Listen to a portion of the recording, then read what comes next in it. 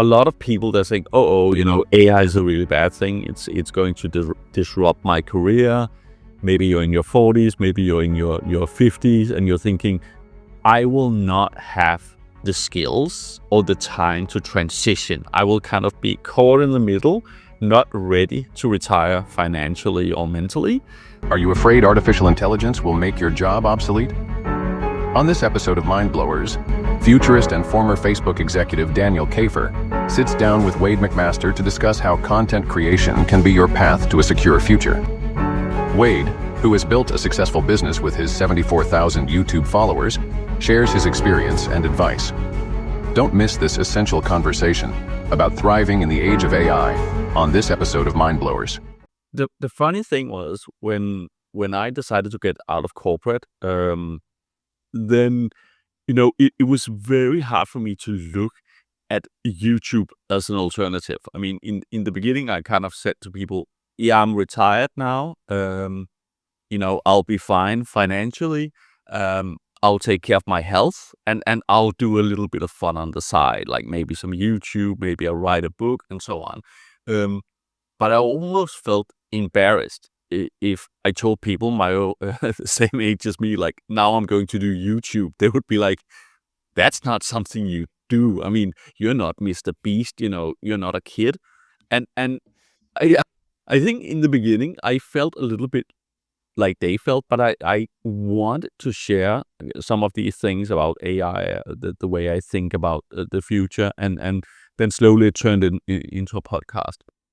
And suddenly, I actually started to see, well, there's real potential here, right? Even when you start getting a few thousand subscribers, you have your first videos starting to hit 10 or 20,000 K, you start saying, well, it may not be about the money, but you can actually see how you can make a living from this, which was pretty much an eye-opener. I don't know, when did you kind of get to that point where you're like, wow, this is actually going to be a business?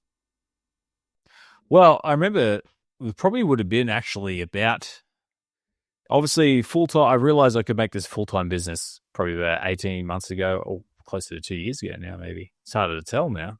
Time flies. But definitely when I started selling back years ago when I made the Divi theme tutorials, I remember one month I was at work and I kept getting these emails saying, you made a sale. And I made it was like $700 or something in a couple of days. And that was like the most I've made in a month online. And I was just like, yeah, from affiliate marketing. Yeah. I should have actually mentioned that. I was sort of just assuming a bit, but yeah, no, exactly. I'd sign up for their affiliate program, and I thought, man, this is legit. Like and I only had like 100 subscribers, maybe, I think back then, and I just thinking like the potential here, especially if this is just one product and I'm only a small fry creator on it, if I pushed it and got better at promoting the Divi theme and promoted other products, so you could easily see how you could create a business out of it. And especially when it comes to working a full-time job, doing your 40 hours a week, showing up, going to work, coming home, and even as a freelancer, even just getting up, going into my office and being in here for 8-9 hours a day sometimes, you can see how when you get sick and the money, the work stops, so you stop making money. With YouTube, you go, well, the videos actually make you the money and the work is creating the videos. So you have a holiday, or you take some time off because you get sick or whatever it is. All of a sudden you go, well, the money's still being generated, and you can see how it becomes a more sustainable way of living. Whereas originally I just saw it as a scalable way to try and make a ton of money, but it's actually just a more sustainable way where you can put in that, because I'm still busy, and I'm sure you are too. You can still put in all that time to make it happen. But the sustainability behind your income is just so much better because you can actually take a break and things still keep ticking without you. So, but yeah, when I launched that first video, it's actually almost 2.5 years ago now. Would have been August of 2022, I think. So it's now late 2024. It was a few months later I realized I was making a few $1,000s a month back then. I was like, oh, I could almost, if I just dedicated all my time to this, I think I could make it a full-time thing. And so, yeah, I basically worked on that for the next year, and then, well, this next 6 months, and then I decided, yep, this is working. I spent the next 6 months, folding my business up without burning any bridges, if that makes sense. So yeah, that's kind of how it worked for me. It started off with the potential, and then I started seeing the money, and I'm like, well, yeah, now it's time to make the leap. Hey there, future enthusiasts. Don't forget to hit that subscribe button to join the Mind Blowers community.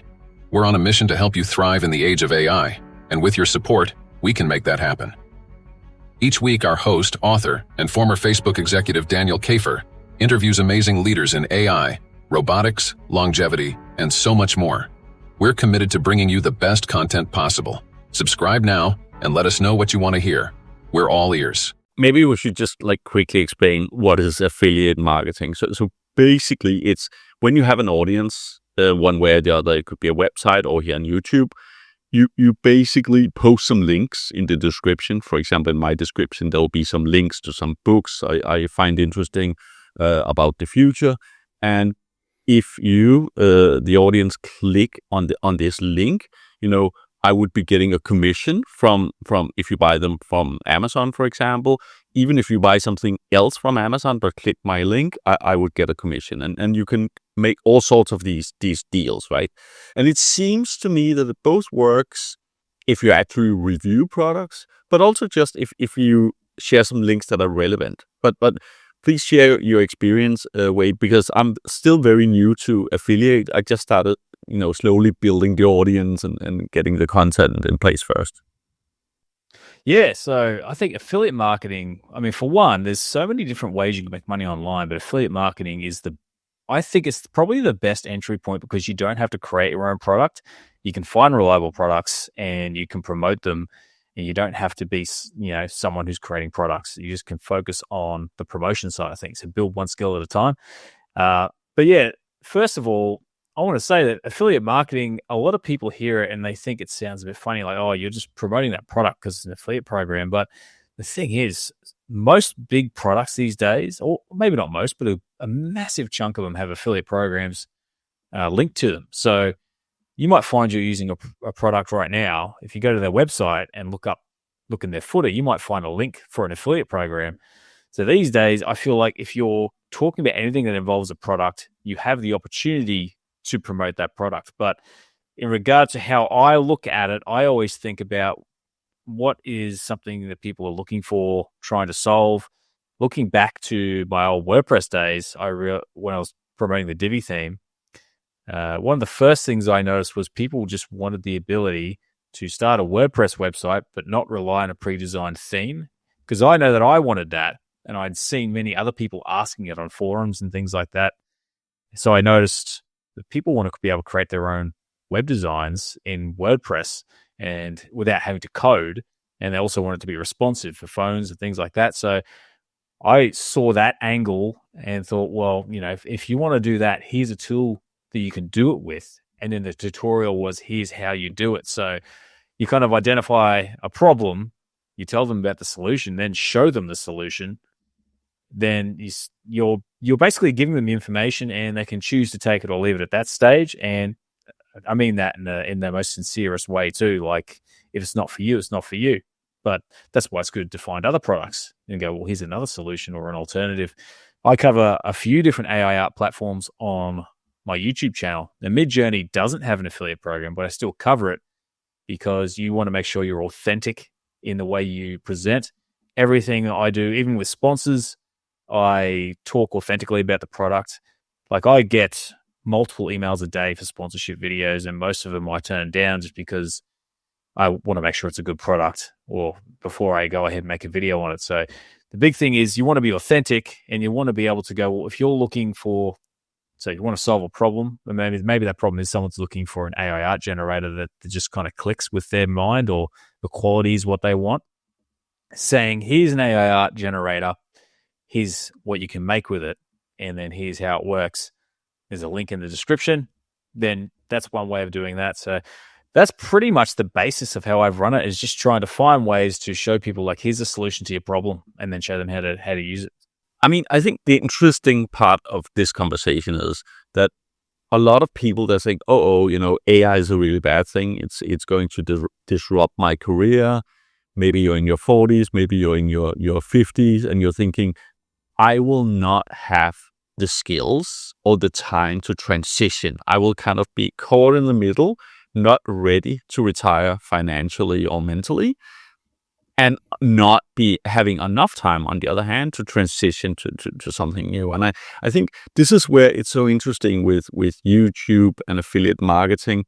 I'm not saying everybody should be YouTubers, but I think it's just interesting to see how you, for example, made a transition from a graphic designer to focusing much more on YouTube. Um, what was kind of your watershed moment where people started to contact you for sponsorships? Was it when you hit a certain subscriber number, or like you had a breakout video, or do you remember when it was? I think I will say one thing. The first sponsor I got that was really, I used to get little bits and pieces. It was mostly, it starts off with people saying, we'll give you a free product or access to the product for a video. And I was a lot more selective about that because I just thought, well, there's not really any gain in that for me. But I mean, I was always selective anyway.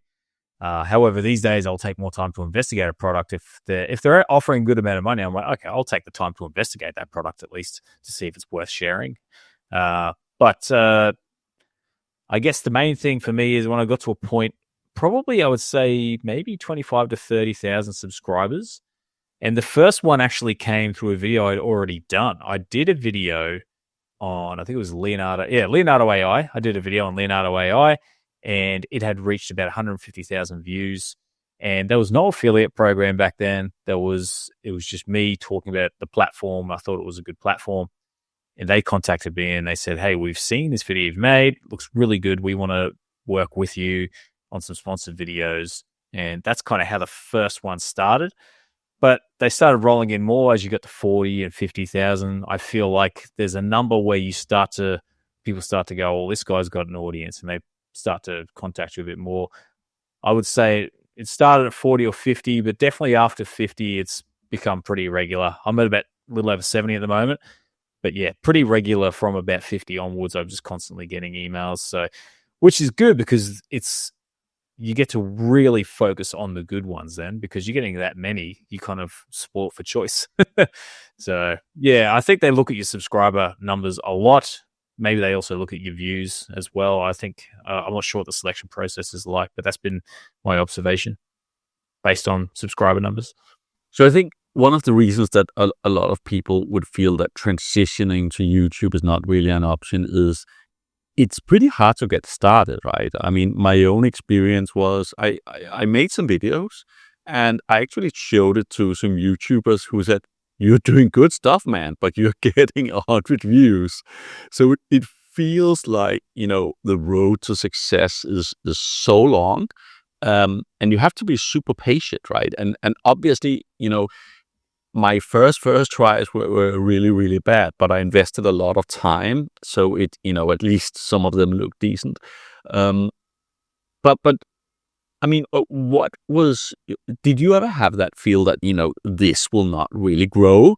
Did you have clear ups and downs in your YouTube journey that you can share?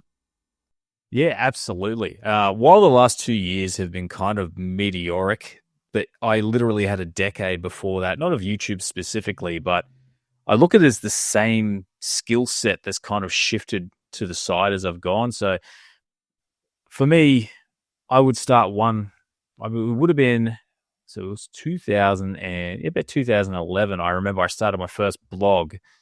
So that was a slow start. I made probably $10 that first year in Google AdSense. I started with the blog, and then it got to the point where I shut down that blog and I did a different blog, and then I did a different one. I got to the point where I had one making about $300 Australian a month. So that's about 200 US it's like the currency everyone gets is a US dollar. So 200 US a month I was making on that. And I was like, cool, that's like a first step. And that took I'd say about 5 years to get to. And by that point, I had started on YouTube videos for the website stuff, but I hadn't started making a lot of money yet. But it was when I realized that this is where I want to be. I was trying to get there, but because I had my full-time job, I thought if I stick with this full-time job, I'm going to be doing this at night forever. And at that point, I was in my early 30s and hadn't had kids yet. And we were wanting to have kids because I'm 40 now. And so, yeah, I literally was like, okay, I need to make some moves so I literally worked on a freelance business because I knew that I could probably make a bit more money in less time, but I could actually dedicate a little bit of time to to YouTube and content creation. And then I basically strategized the idea of, okay, because I don't have the money to just quit and start doing YouTube until I get there, I literally would buy days. So if I made $1,000 one month, which by that point I got to about $1,000 a month, probably about 5-6 years ago, I was able to go, cool, that's a day a week. As far as I'm concerned, I could afford to buy a day a week. So every Friday was YouTube day. And then it got to the point where every now and then I'd have a good month and I go, I'll buy an extra day or two this month. And so I kind of would buy time for myself in that sense. And that way I keep the financial engine running. But yeah, it was a good decade of just trying to make it happen. So many times I'd be like, this isn't working. So I'd start a new project. And so many times I was like, is this really worth it? But at the back of my head, I just kind of had this idea that, the reason anyone would make it in this kind of thing is because they just kept going and kept going. I thought I mentioned earlier, I've got a background in martial arts. I got a black belt in Brazilian Jiu-Jitsu, which took me 13 years. And that's one of those things that sort of has you go, you know what? Sometimes you feel like you're going nowhere. And then you realize, wait a second, I've actually picked up all these skills, because you think back a couple of years. And there's a lot of self-talk, a lot of, I think, stress. And I think you could probably agree with me at whatever stage you're at too, where you're thinking like, is this really worth it? But I feel like if you just keep going, at some point you just hit milestones and you have little surges. And before you know it, you just wake up one day and go, look how far I've come. So yeah, it has been 10 years, but even though the last 2 years has been what everyone probably sees, it's been 10 years of me trying to make this kind of content creation type business happen. So that makes sense.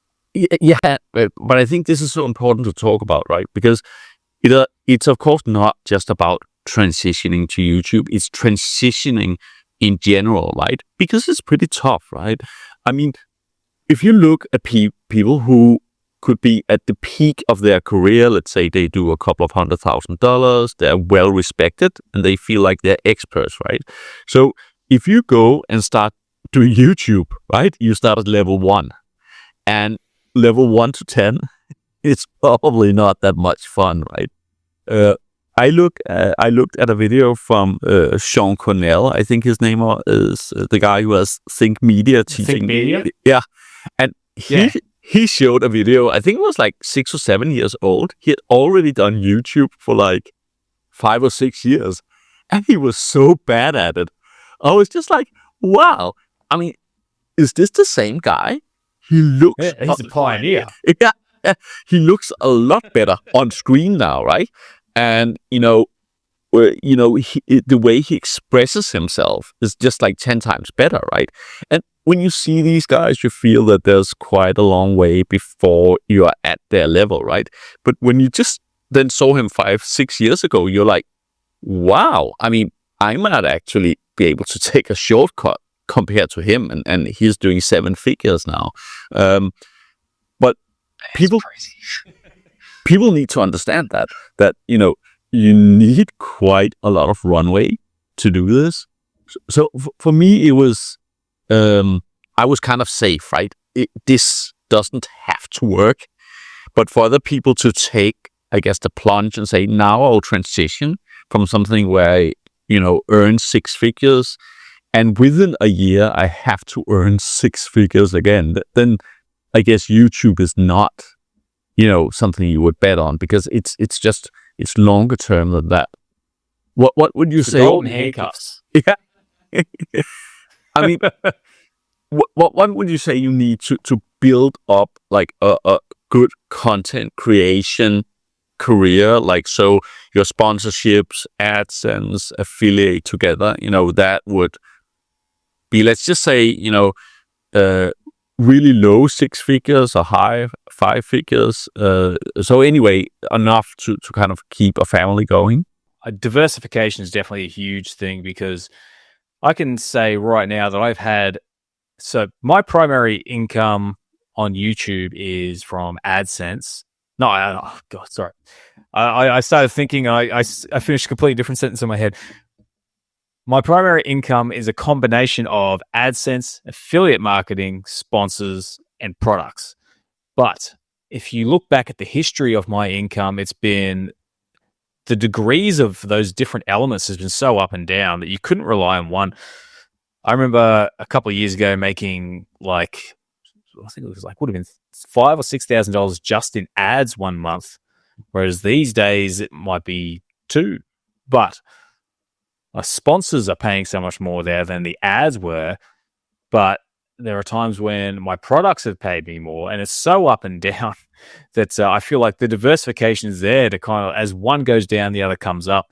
And I think that some people I think a lot of people starting on YouTube would do themselves a huge service to go and look up money-making methods online, because I think a lot of people think, okay, I'm going to do YouTube and stick with that. It's like, well, you can still do YouTube. These are just little things you can do to increase your income, because everyone thinks, okay, I'm going to go on YouTube. It's the AdSense, because I think the guys who are getting millions of views could probably survive off AdSense alone. But even me, I get a couple of 100,000 views a month, and I've got over 70,000 subscribers. I'm not at that 100K mark yet, so I don't get the cool fancy plaque. But I couldn't survive off the AdSense. I literally have to look at this as a business. So I've literally got, the products that I'm going to promote. What product can I create next that I think my audience would actually want and use?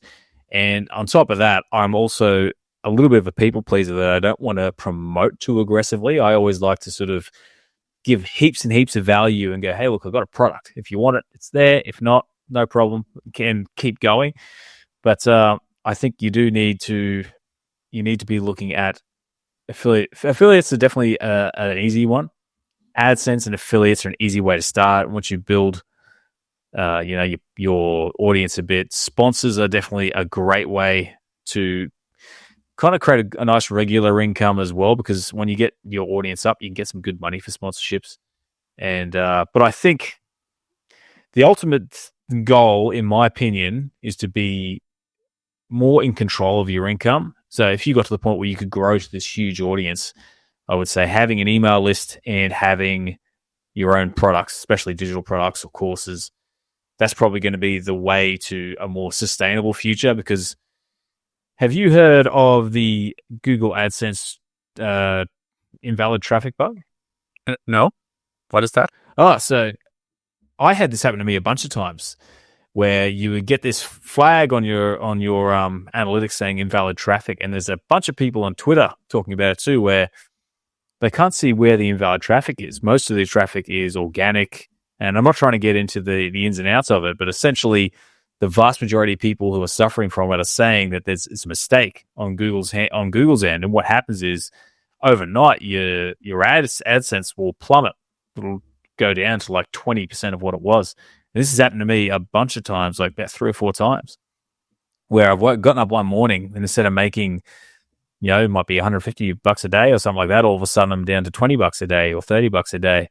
And it's when you go, well, luckily I've set up the whole other wing of the business that this loss isn't going to sink the ship, especially because up until the start of this year, I was the only income earner in my house. My wife was a stay-at-home mum. So when that was happening, if I didn't have the other wing of the business, it'd be like panic station. So I think sustainably, the more control you have over your income, the better. Diversify as much as you can, though, because money's still money wherever it comes from, as long as it's done in an authentic way. So yeah, I think you looking at those, but yeah, definitely if you want to bullet point it, I would say ads is a good place to start. Probably the least reliable. Then affiliate marketing, sponsors, and your own products. And also your own services. If you're having trouble getting started, I think services are probably a quicker way to make money. They're just less passive, if that makes sense. So things like coaching calls, or even if you are a graphic designer or someone who can do work for someone on the internet, having a channel that you can use to push your services, getting one client paying for a big project is a lot easier than trying to sell a whole bunch of smaller price passive income products as from a standpoint of generating money, because you have to reach less people. That's the way I look at it anyway. So I don't know if that answers your question, but yeah, I would say diversify, but aim to own as much of the main income as you can control, not own. If that makes sense. Would it be fair to say that AdSense is becoming less important? I mean, you mentioned yourself that it used to be higher, and I'm guessing with fewer subscribers even. Do you think that the future is one where the YouTuber may even promote his own videos to get views? So essentially, there's like a zero-sum game on the AdSense part, and then he would make all the money from affiliates and sponsorships and products. I don't. Yeah, I think for someone's personal growth, definitely, because there are. I don't know if you've seen a lot of YouTubers out there will reveal their AdSense earnings for the amount of views they get. And sometimes they get some insane views and very little money, even years ago. So I do think that people do earn a bit less in general, but also depending on what industry you're in.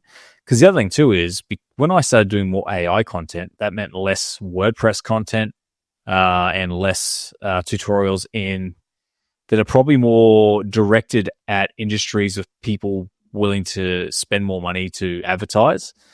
Whereas I think the people that are interested in AI, at least on my channel, are quite often younger and probably not as business oriented. Whereas people wanting to learn WordPress, or I did a few MailChimp tutorials and the ad rates on those were huge.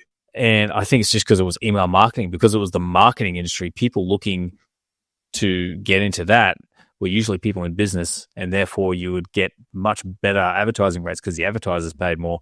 Whereas in AI, you can get teenagers, any general consumers, people just looking to play around with it. So I think quite often that ad rate can get watered down.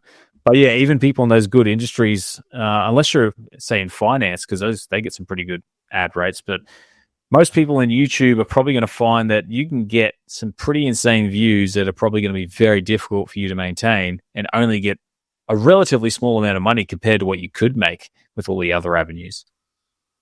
Yeah, of course, the audience matters. We can just explain to our viewers here that so there's a term called CPM, which is basically the cost that the advertisers have to reach 1,000 people. And a high CPM would probably be 20 to 30, I guess, and a low one would be one below $10 to reach 1,000. And I think the more you have your audience in the US and I guess Australia, Western Europe, the higher that number is going to be, and also the more mature your audience is. So if you're doing gaming, probably don't rely on your AdSense. If you're doing a podcast like this, it's quite a lot better. I think my CPM is probably about, I don't know, 15, 20. My RPM is half that. The RPM is how much you're actually getting paid as the creator. But the more business-minded your audience is, and the older, I guess, the higher the RPM. Yeah, I feel like and then if you take another level, there's the digital side of things in the sense that if there's no physical goods to be shipped, generally there's higher profit margins, so they can afford to pay more for the market. There's so many arenas to it. Like, to give you an idea, I can't remember whether my RPM or my CPM. So I think I get about $5 or $6 per 1,000 views, which would be my RPM. I think the CPM is more like 10. But that MailChimp video I mentioned a little while ago, if you want to, anyone listening, if you want to make some money on YouTube, you can try and make some MailChimp videos if you want. Had $120 CPM, and that was consistent for about 12 months. There's some months like that one video was making $400 or $500 a month just on its own. And I was blown away. I remember I started making more MailChimp videos, and even the ones that don't perform well, I've got one that's got probably might have 1,000 or 2,000 views, and it's made like $40 or $50, which normally would only make me like 10 or 15 at the most.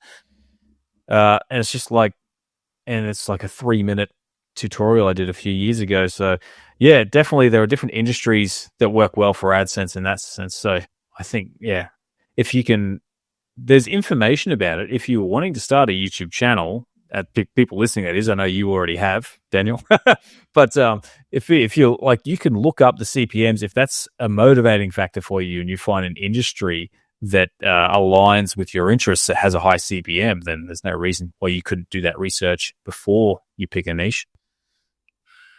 I also think it's important when we're talking about this whole transitioning that people shouldn't get imposter syndrome. I mean, it's so easy, right? You would have a guy like, let's say, Peter Diamandis. I don't know if you know him, but he is friends with like people like Ray Kurzweil. Elon Musk will come on his show on almost like a weekly basis, right?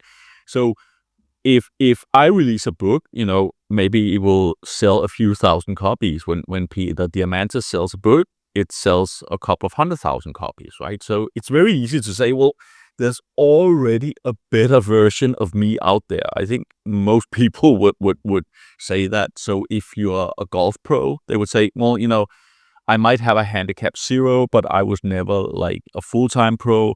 I guess a full-time pro would make a much better golf channel. But it's actually not the case, right? There are room for different people with different perspectives who can still do well.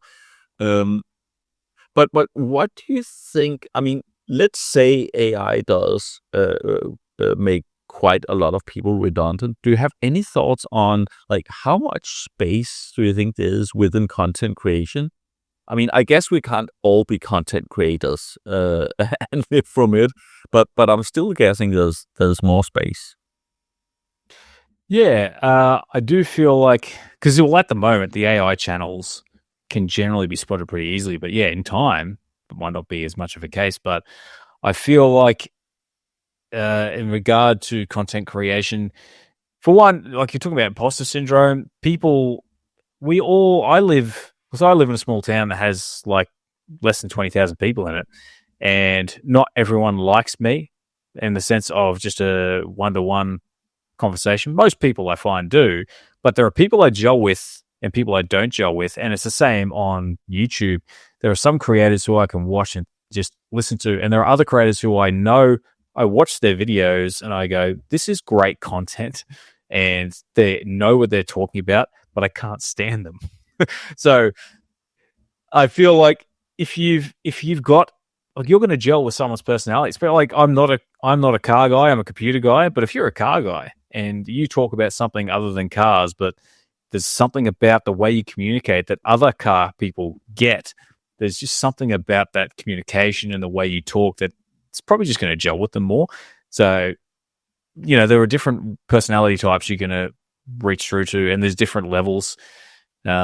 You can be a little bit better than someone at something and probably explain it in a way that's going to be clearer to understand than someone who's an expert who understands multiple factors and thinks, okay, this is the really important stuff, but it might be too confusing for the beginner. So someone who's an intermediate might be better to teach a beginner than someone who's advanced.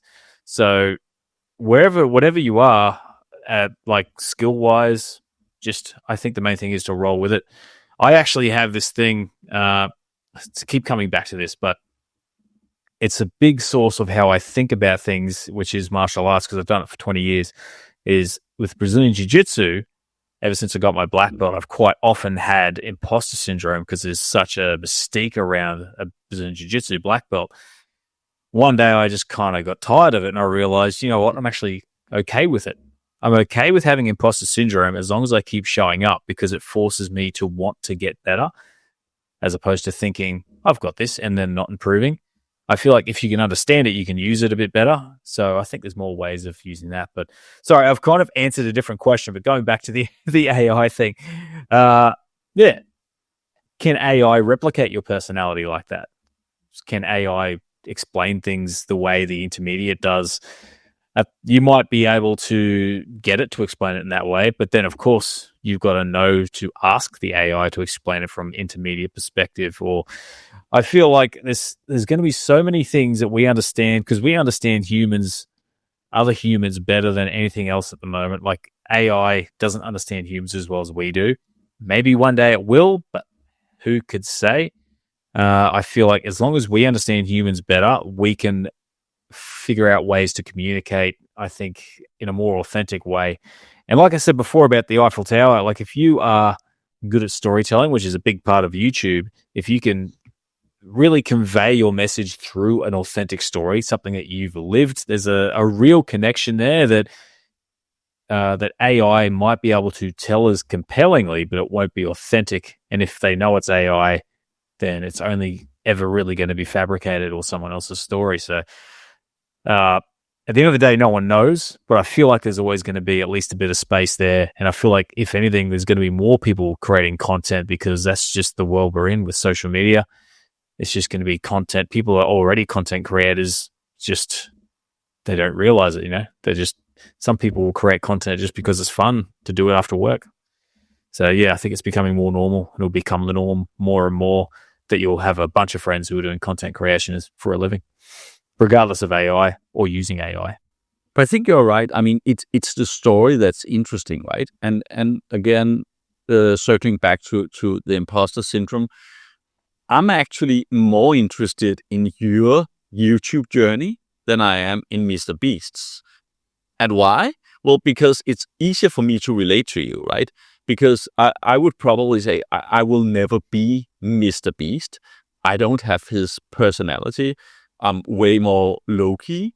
So listening to your journey, I mean, even though we're not doing the same thing, still I can relate much more easily to it. I can relate to a guy saying, okay, I need to make a bit of money, how do I actually do this? Can I jump full time? Can I, quit my job? Can I do some consultancy on the side and do YouTube? I think a lot of people can relate to that story rather than the superstar saying, this is how I did it. Yeah, well, if anyone who's at the top, there's some factor in there that's inaccessible to most people simply because they're the number one person. Like, I feel like and don't get me wrong, it's not to say he doesn't have knowledge that would help people greatly, but the other thing too is, are you an entertainer? Like you're saying, I don't have his personality. I couldn't be an entertainer like he is, and he essentially is an entertainer. You and I are more, we're trying to digest information and give it to people in a way so that they can be more up to date with what it is we know about. So we're coming from a different perspective. Like, entertainment is very much like, how do I get people's attention and do stuff that's going to make them feel happy or emotional? Or we're trying to sort of go, how do I get this information across in a way that keeps people engaged? And there's a little bit of an entertainment factor in there, but it's also, how do I break down the information so it can be understood? There's so many different ways to approach it. And then on top of it, so you can be an entertainer or an educator, or maybe you're simply just an artist or a curator. Same with React content. Like, that's a whole different sort of thing again. Why would anyone listen to us react to something as opposed to someone else? Or, there's so many different ways of looking at it. And I feel like when you can take someone who's been on, you can see that you've been in their shoes as well, where you go, cool, I've been someone who's just lived a normal life and thought, I wouldn't mind getting into this to make a bit more money, or expressing myself more through this. It's more relatable. Whereas Mr. Beast, I didn't know about him until he was the most viewed person on YouTube, so I can't see myself in his shoes at all. Not to mention, he's just the level of fame I don't know I would want. If my channel suddenly took off to number one, you would see a lot of faceless videos on my channel. Because I like where, like, I know you. I don't know if you agree, because you were saying before that where you're a few years older than I am. I'm 40, and I know you're just a few years older than I am. I think if people stop and think about it, do they really want to be famous? It's like a lot of people want to get a high-paying job, but I think, okay, the high-paying job might come with 70-hour weeks, though. Do you want the 70-hour weeks? And I feel like being able to stop and go, what do I really want out of life? And can this give it to me? And really, because for me, I wanted something scalable that if I took some time off, I could still get paid. I'm still willing to work. If I want to be a little bit more anonymous, I can literally do. I've been putting myself in videos because I see it as a time saver. There's less editing and looking up footage. I can just record me talking. But yeah, at the end of the day, like, I don't want to be famous. Most people, I think, want to be respected, and they think that fame is respect. But fame could be an invasion of privacy for people at the top level. I'm pretty sure it is for most people who are, A-list celebrities. So yeah, I definitely feel like there's probably don't want what he even has. So how can you even relate to him when he's in a different world completely and he might not even have what you want? It's a funny one, right? Because I think a lot of people would say, okay, so AI made me redundant. I don't want to become famous. Probably the first hurdle would be just putting your face on the screen, right? It does feel quite awkward in the beginning. But I was thinking, like, so you have almost 100,000 subscribers, right? But I'm guessing it's scattered across the US and yeah, I don't know. Is it scattered? Yeah, primarily the US is the top, and then there's a few other like the UK, India is kind of up there as well a little bit, but yeah, the US is the number one. Yeah. Okay, so this is very similar to this channel. My channel here is just smaller, but did you at any point start to feel kind of famous? I mean, does it, because it's scattered, if 70,000 people subscribe to you in your area, in the small town surrounding your own town, you would be super famous, right? That's every single person in my town and in Harvey Bay combined. One of my friends here in Cyprus, he made a channel just about Cyprus, and now he has a shorts channel, and it has like 500,000 followers. Also, I think quite a number of people not living in Cyprus, but still, he is now famous in Cyprus, right? I think, if I sit and talk with him over coffee, people will go, hey, his name is Rico. Hi, Rico. But do you feel any more famous now than you did 5 years ago? I definitely don't feel famous. It's a funny story because I mean, people have no idea I'm on YouTube when I meet them, and it's actually kind of weird when people ask you, "So, what do you do for a living?" Go, "Well, I'm a YouTuber, but I don't feel like a YouTuber, but I guess I am." It's just that distinction alone, which is you can be a YouTuber and not be famous, but that's a step towards it, I think, in where we are, and I don't even feel like a YouTuber yet. That's what I do with my day. That's how I get paid, is making YouTube videos primarily. It just feels a bit odd, but I have had people online where I've gone into certain groups. I've had some small groups of creators, sometimes with sponsors and that, where they're just like, whoa, there's a celebrity here. And I'm like, no, no. It's weird. It is odd to hear that, because my life is in no way different on a personal level. Like, no one really knows who I am when I step out the house. Like I definitely don't feel famous in that sense, but people every now and then will say like, oh, I've been watching your videos for years, and you don't. I think in their mind, you probably appear famous because in the circles they're in, which is maybe AI art and Midjourney, I'm a name. So in that circle, yeah. But I have had a few people who I do know contact me and go, hey, I was looking up this video and I found it was made by you. So that's been funny. People who who I knew from years ago contact me out of the blue saying, are you on YouTube? So that's been more of a sort of squeaky chair. That's been more of a funny thing than actually, quote unquote, feeling famous, is people being surprised by my audience on YouTube, because they're just like, they didn't even realize I was popular on YouTube or famous, so to speak. But I actually think, our faces are going to be quite important going forward with AI. I've seen some YouTubers go faceless, and then actually the response from the community has been, we want your face back on. And it's not that we find you strikingly good looking or anything like that. It's just we want to look at your face because we've gotten used to look at your face. And I think looking at a human face will become a little bit a luxury in the future. And I think we'll be, that's just another AI channel with a talking avatar. Even though it might be great looking, like today, maybe it's fancy, but I think in 5 years, people will say, yeah, that's a real channel. It's a real person. I agree. And that's kind of like, it's funny how the super polished YouTube video a few years ago is probably a big deal because it looked like a proper production. But AI, it looks a little too perfect. So now you're actually at an advantage, I think, if you look like, I'm using a DSLR, but there's nothing fancy. I've literally got a light behind me in the room. Like, you can tell I'm just a guy in front of a computer, but that's the authenticity. Who would create an AI avatar of some dude sitting in a room with headphones on? Like, so yeah, I agree.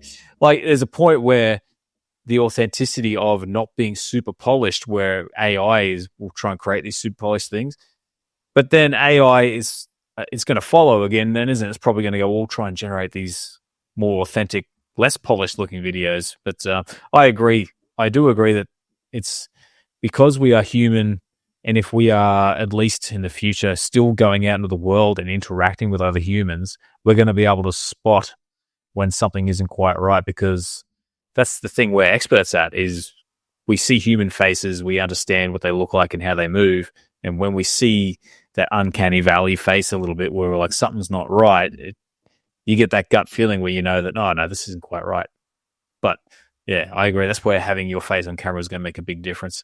And I get the hurdle too, because even with my blogs, it took me a few years to even put my face on a blog, and it took me years to put my face on the channel. And I remember doing my first talking head video, and I look back at it every now and then and I go, it's not bad, but I have no personality. So,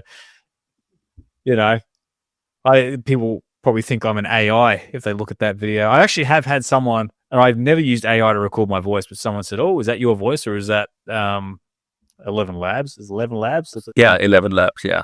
Yeah. And I was like, "Oh no, that's definitely my voice. I must have just been particularly boring that day." Yeah, I actually think it takes practice, right? And of course, I think there's a difference if you are a native speaker versus a non-native. Myself, I've looked at some YouTubers and I can see they're not cutting anything. It's just like a one take, and I'm like, how are you doing it? You're so concise. You formulate yourself, so elegantly. But then I see some of these same guys like Sean Connell, 5 years back, and I'm like, oh God, you're even worse than me, even though you're native, right? So it's a journey. I think it's a skill. What about ageism? I think it's called. So that I've experienced more and more, not in my own body, but with other people, that once you turn 50 or 60, if you lose your job, it's all kind of downhill, right? And it's very, very difficult to get a new one. And I actually thought that YouTube would not be an option, but for the mature people. But now I'm just seeing one YouTuber after the other being significantly older than myself. It seems to be a trend that certainly the demographic of YouTube is changing extremely quickly. Yeah, well, the other thing too is that, and this isn't the only case, but definitely people like to relate to people around their own age bracket. So if you were, I'm not saying you particularly, because you're obviously not, but if you were someone in your mid to late 60s or early 70s, and another YouTuber popped up who was it was 70 years old, you'd be like, oh, wasn't expecting him. But you get that more. I think it's kind of what I was saying earlier too, like the different personality types and different generations. Like, I know the way I talk with people I grew up with, there's a certain lingo. We all grew up quoting The Simpsons in the 90s and things like that, whereas this generation of people in their 20s probably didn't even watch The Simpsons once. They don't get the weird quotes that my mates and I would throw around when we're hanging out. But yeah, I feel like that it's an underserved age bracket, because I feel like people of all ages watch YouTube now, especially it's on smart TVs and things like that. But yeah, I think it's going to get more and more commonplace, because people will realize it's something that you can do at any age, is basically get online and talk.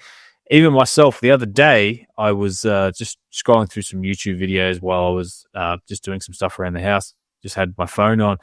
And there's a guy who is 60, so he's 20 years older than me, talking about retirement. But it wasn't retirement that caught me. He had a video there on, it was just one of those things like, goals that I found to be useless. And I thought, oh, this would be interesting, because I've found over the years that things like when I was younger, I wanted to have a massive house with a swimming pool and 2 fancy cars, whereas now I'm happy in my little 3-bedroom Queenslander, and just everything here is exactly what I need, and more would just be more effort.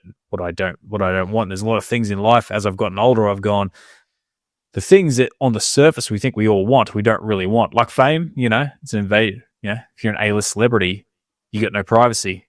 It's like, but all people see is the money and the respect.